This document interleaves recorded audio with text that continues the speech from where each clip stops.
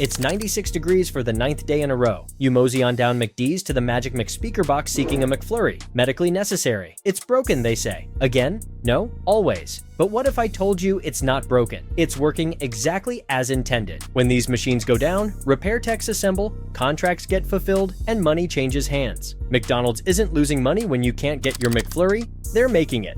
Not dollar menu money, supersize money. Today, we're revealing the profitable secret behind their perpetually broken ice cream machines. And trust me, after learning this, you'll never look at that out-of-order sign the same way again. The broken McDonald's ice cream machine isn't just a meme, it's a phenomenon so widespread that websites like McBroken.com exist solely to track which locations have functioning machines. At any given moment, up to 25% of all McDonald's ice cream machines nationwide are broken. Last summer, after a grueling hike with friends through 95-degree heat, we drove 30 minutes out of our way for the sweet promise of McFlurries. You can guess how that ended, with disappointment and a broken machine. But that day sparked my curiosity. Why is this particular equipment so consistently unreliable when other fast food chains keep their ice cream flowing? What I discovered goes beyond simple mechanical failure. It's a story about corporate contracts, monopolistic practices, and a battle that caught the FTC's attention. Meet the Taylor C602, the exclusive ice cream machine used in nearly all 13,000 plus McDonald's locations across America. This $18,000 behemoth is manufactured by the Taylor Company, which has had an exclusive relationship with McDonald's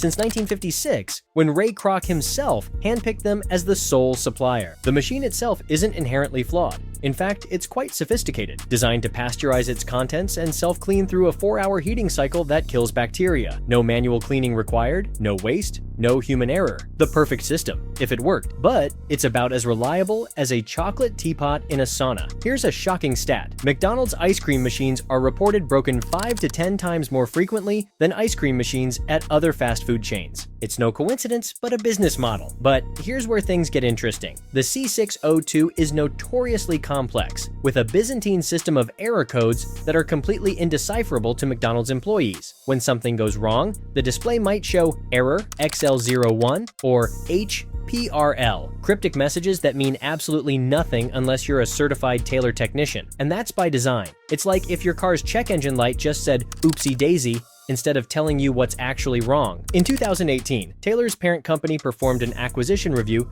that revealed something shocking. 25% of Taylor's entire revenue comes from repair services alone. That's right, 1/4 of their business model depends on service calls and repairs from their broken machines. And these aren't cheap fixes. The service call alone costs hundreds of dollars just to show up, and the machine needs regular maintenance with 16 different parts replaced every 3 months. The maintenance schedule is so intensive, it would make your car's service requirements look like a casual suggestion. Here's a mind-blowing fact. A single McDonald's franchise will spend an average of $18,000 on Taylor machine repairs over a 5-year period. That's the same cost as buying a whole new machine. It's like if your toaster cost $50, but you had to spend another $50 a year in repairs. At some point, you'd probably just switch up your breakfast. This isn't just inconvenient for McDonald's, it's a goldmine for Taylor. And here's where the plot thickens. McDonald's franchise owners are legally forbidden from repairing the machines themselves. They can't even access the diagnostic menus without a special code that only Taylor technicians possess. It's like buying a car where only the dealership has the key to open the hood. Except in this case, the hood randomly slams shut every other Tuesday, and you have to pay someone $400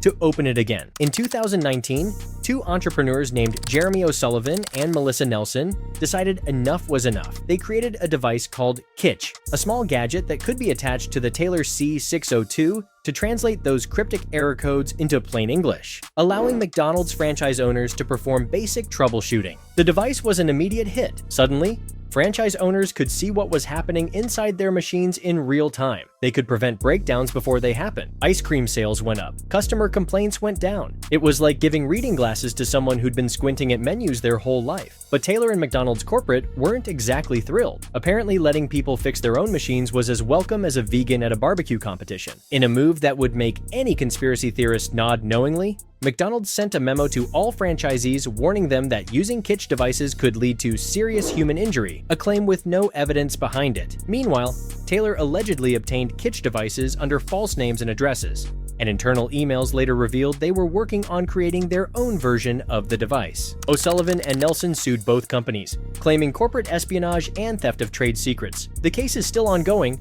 but it exposed the symbiotic relationship between McDonald's and Taylor that keeps those machines perpetually on the fritz. This saga became so significant that in 2021, the Federal Trade Commission launched an investigation into McDonald's ice cream machines, not because they care about your McFlurry cravings, but because this case exemplifies a much larger issue: the right to repair. The right to repair movement argues that when you buy a product, whether it's a smartphone, a tractor, or an ice cream machine, you should have the right to fix it yourself or choose who repairs it. Companies like Apple, John Deere, and yes, Taylor have fought against this concept because repair services are incredibly profitable. The FTC investigation is looking into whether manufacturers like Taylor are creating artificial barriers to repair, forcing consumers, in this case, franchise owners, into expensive service contracts.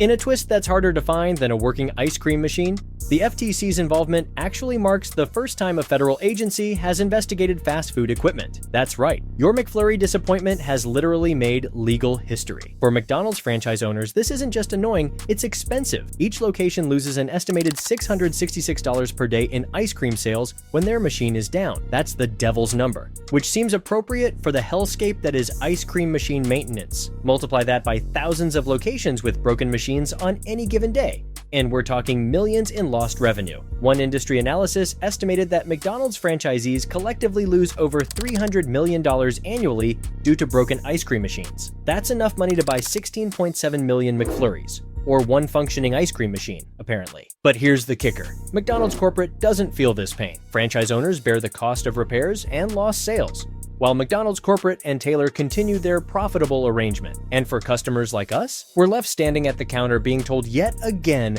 that the ice cream machine is broken, wondering if we should just drive to Dairy Queen instead. To be fair, there are legitimate reasons why these machines go down frequently. The 4-hour cleaning cycle is necessary for food safety, and if any step in the 11-part cleaning process is performed incorrectly, the machine enters a recovery mode that can take hours to reset. But here's the thing: Wendy's, Burger King, and other chains use similar machines without nearly the same failure rate. The difference? Those other chains don't have exclusive contracts with Taylor, and their machines are designed to be more user serviceable. In 2017, McDonald's finally ended their exclusivity agreement with Taylor, allowing franchisees to purchase machines from other manufacturers like Italian company Carpigiani. But old habits die hard, and most locations still use the Taylor C602. It's like finally being allowed to date other people, but still texting your toxic ex at 2 a.m. As the right to repair movement gains momentum and the FTC investigation continues, there's hope that McDonald's ice cream machines might become more reliable in the future. Some franchise owners have already switched to alternative machines,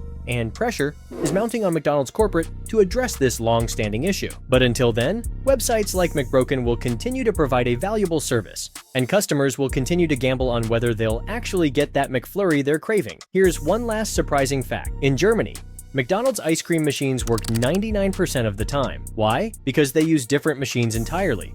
Apparently, German engineering extends beyond luxury cars and into the ice cream realm. Who knew? The next time you're told the ice cream machine is broken, remember, it's not just bad luck. It's a carefully crafted system generating repair revenue at the expense of franchise owners and customers. It's about corporate contracts that prioritize service profits over your satisfaction. And that's the real McScandal. If you found this deep dive into McDonald's ice cream machines fascinating, you'll love our exploration of McDonald's strangest menu items from around the world. From bizarre sandwiches to questionable desserts, the Golden Arches have produced some truly mind-boggling creations over the years. Click the video on your screen now to discover why some of these items are considered illegal in certain countries, but not in the United States. Until next time, we are Noodle and Fork.